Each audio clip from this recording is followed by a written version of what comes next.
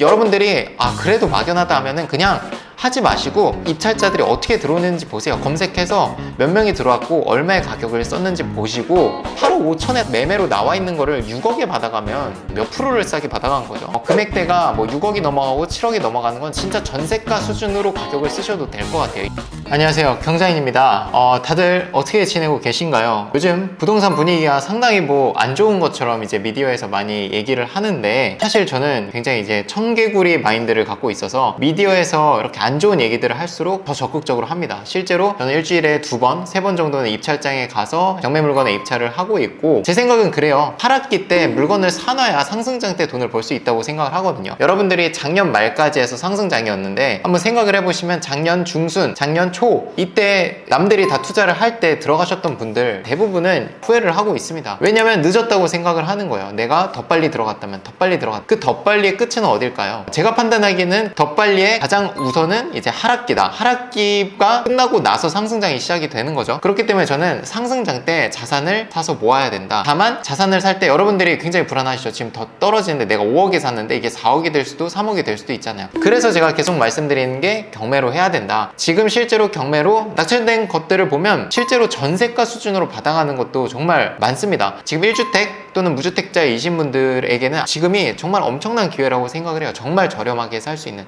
여러분들이 그래도 막연하다 하면은 그냥 하지 마시고 입찰자들이 어떻게 들어오는지 보세요. 검색해서 몇 명이 들어왔고 얼마의 가격을 썼는지 보시고, 그거를 네이버 부동산 또는 실거래를 통해서 실거래가 얼마인데 이 사람이 얼마나 싸게 받았구나, 이런 걸 한번 살펴보면 막 하고 싶은 마음이 생기실 겁니다. 자, 그럼 제 컴퓨터 화면을 보시면서 실제로 경기도에 제가 필터를 미리 걸어놨습니다. 보시면 9월 1일부터 9월 30일까지 감정가는 최소 2억 이상인 거를 살펴봤습니다. 그래서 이렇게 쳐보니까 한 51개가 나와요. 여기 보시면 몇 명이 입찰했고 감정가 대비해서 몇 프로를 썼는지 나옵니다. 요거는 78%, 75%, 83%, 74% 이렇게 돼요. 진짜 뭐 얼마 전까지만 해도, 올해 초만 해도 이 가격이 뭐 100% 넘어가고 가격이 한번 떨어진 겁니다. 이제는 분위기가 많이 꺾여서 이렇게 몇 명 안 들어와요. 이게 투자자들이 하기 싫어서 안 들어가는 게 아니라 투자자들은 할 수가 없어요. 이걸 현금 들고 가야 되기 때문에. 자, 여러분들도 한번 이렇게 해놓고 하나하나 자세히 보세요. 여러분들이 살고 있는 지역을 보셔도 되고, 아니면 뭐 경기도, 서울 이렇게 해서 몇 개씩 결과만 보는 거죠. 자, 요런 거 한번 볼게요. 한 명 들어왔네요. 70%에 딱 받아가셨고, 용인시 수지구 죽전에 있는 세터마을 푸르지오 14층이고 낙찰을 그냥 200만원 더 써서 그냥 가져갔습니다. 최초 감정가는 8억 6천이었는데 한번 떨어졌고, 매각물건상 조사된 임차 내역이 없다. 채무자 점유일 수도 있고 아니면 정말 공실일 수도 있겠죠. 어쨌든 명도 대상이기 때문에 우리한테 인수되는 권리는 전혀 없습니다. 그냥 가격만 잘 써서 받아가면 되는 거예요. 그래서 지금 얼마에 나와 있고 실거래가 얼마에 찍혀있는지 한번 보겠습니다. 자, 위치상으로는 세터마을이라는 데 있고, 여기가 동천역 기준으로 동쪽에 있고요. 뭐 역세권은 아닙니다. 여기서 버스 타고 쭉 가면 죽전역까지 버스 타고 한 15분 거리 정도 되고요. 오리역에서 위쪽으로 쭉 가면 분당, 그리고 요 근처에는 이제 수지구청역까지 가는 마을버스도 있기 때문에 역으로의 접근성이 뭐 나쁘진 않습니다. 걸어서 갈 거리는 아니지만 버스를 타면 한 번에 가니까요. 그래서 지금 매물은 일단 우리 평수 120제곱미터가 8억 5천에 2개가 나와 있습니다. 낙찰가가 얼마였죠? 8억 5천에 매매로 나와 있는 거를 6억에 받아가면 몇 프로를 싸게 받아간 거죠?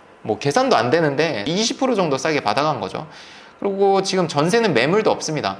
그렇기 때문에 전세를 내놨을 때 금방 거래될 확률도 높아 보여요. 그러면 실거래를 통해서 실제 거래된 건 얼마인가 볼게요. 지금 작년 5월 기준으로 좀 시간이 오래되긴 했는데 6억 2천까지 거래가 됐었고요. 작년 5월 기준에 전세값에 받아간 거예요. 그렇죠? 그리고 매매는 어떨까요? 매매가 8억 5천까지 작년 8월에 찍혔네요. 실거래가 많지 않았네요. 아무래도 이게 대형 평수다 보니까 반전세가 좀 있지 않을까 해서 눌러봤는데, 반전세도 뭐 2억 5천에 100. 그러니까 통상적으로 월세 5만원당 보증금 1,000만원으로 계산하기 때문에 월세로 환산하면 이게 2억이 되죠. 뭐 요것도 계약갱신일 수도 있고 아니면 정말 거래된 반전세일 수도 있겠네요. 어쨌든 지금 8억 5천에 나와 있는 거를 6억에 받아갔습니다. 또 하나 볼까요? 요거 보겠습니다. 기흥구 언남동에 있는 동일 하이빌 1차 아파트입니다. 이것도 대형 평수입니다. 50평이고 볼게요.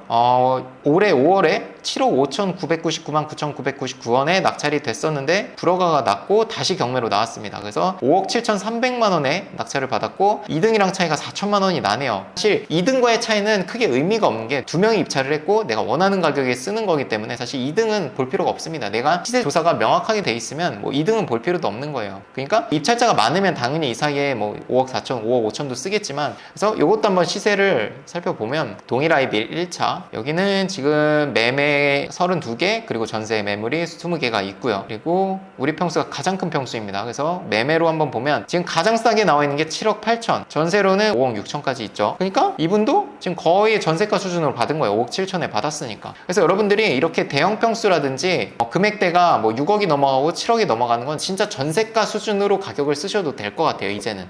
왜냐면 작년 같은 때는 절대로 그 가격에 낙찰될 수가 없었죠. 상승장이었으니까. 지금 같은 때는 여러분들이 이런 것들을 뭐 내가 대출 받을 수 있는 여력이 되고 취득세 중과도 없다, 이 가격에 써서 받아가지고 전세 놔도 사실 뭐 돈이 다 거의 다 회수가 되는 거죠. 정말 1,000만 원 플러스 취득세만 내면 이거는 투자가 되는 겁니다. 이런 기회가 사실 다시는 없을 거라고 봐요. 저는 상승장이 당장 시작되진 않겠지만 하락기가 끝나가는 시점에는 이런 분위기가 다시 오긴 어렵지 않을까 싶습니다. 그래서 실거래도 한번 보면 마찬가지로 뭐 대형 평수이기 때문에 실거래가 많지는 않습니다. 그럼에도 이제 가장 최근에 거래된 걸 보면 작년 말에 8억 1천, 그러니까 작년 말까지가 이제 상승장 끝이었기 때문에 얼추 뭐 10% 정도 빠졌다라고 하면 제가 봤을 때는 한 7억 초반까지는 받을 수 있지 않을까 예상을 합니다. 그래서 지금 뭐 이거 외에도 낙찰된 것들이 다 있어요. 보면은 이제 투자 마인드가 있으신 분, 그리고 이 잔금 낼 여력이 있으신 분은 그래도 들어와요. 이게 지금 봤을 때도 싸지만 나중에 1년 뒤에 2년 뒤에 봤을 때 비싸 보일까요? 저는 절대 그렇지 않을 것 같습니다. 판단은 여러분들의 몫이지만 항상 그랬던 것 같아요. 현재 와서 과거를 보면 항상 그때 할 걸, 이런 후회가 크지. 왜냐면 지금이 하락장이고 하락된 금액보다 더 싸게 샀을 때 이 사람들이 손해본 적은 없거든요, 역사상. 그렇기 때문에 저는 하락장에서는 뭐 경매 투자, 저평가된 물건, 뭐 제가 계속 말씀드리는 원룸 오피스텔 중에서 좀 입지가 좋은 것들 전세 끼고 투자하는 것, 이런 것들은 아직도 유효해요. 굉장히 저평가돼 있거든요. 상승장에서 해야 될 투자는 다를 수 있겠죠. 상승장에는 정말 아파트가 계속 올라가기 때문에 뭐 아파트를 공인중개사를 통해서 빠르게 매수하는 방법이 유효할 수 있지만, 하락장에선 제가 금매로 샀다고 해도 금매가보다 시세가 더 떨어졌을 때 위기감을 느낄 수 있을 겁니다. 하지만 지금 경매로 말씀드리는 가격은 금매 시세가 아니라 금매 시세에서 뭐 20% 더 싸게 사라는 거니까 그 정도까지 빠지기는 정말 쉽지 않거든요. 거래가 없는 게 다 묶여있기 때문이에요. 묶여있고 지금 나라에서도 인지를 한 게 지금 하나 둘씩 풀어주고 있죠. 취득세로 풀어주고 있고. 왜냐면 세금을 못 걷으니까 결국은 거래를 활성화 시켜야 되는데, 활성화가 되게 되면 투자자들도 거래를 하게 될 거고, 거래가 활성화가 되면 또다시 가격이 좀 올라가게 되겠죠. 차차 또 올라갈 수밖에는 없습니다. 그래서 제가 생각하는 건 하락기 때 자산을 사서 모아놔야 된다. 내가 하기에 달렸다. 결국은 내가 하기에 달렸고 내 의지만 있으면 강의를 듣더라도 몇 배, 10배 이상은 여러분들이 만들어 가실 수 있다라고 말씀드리면서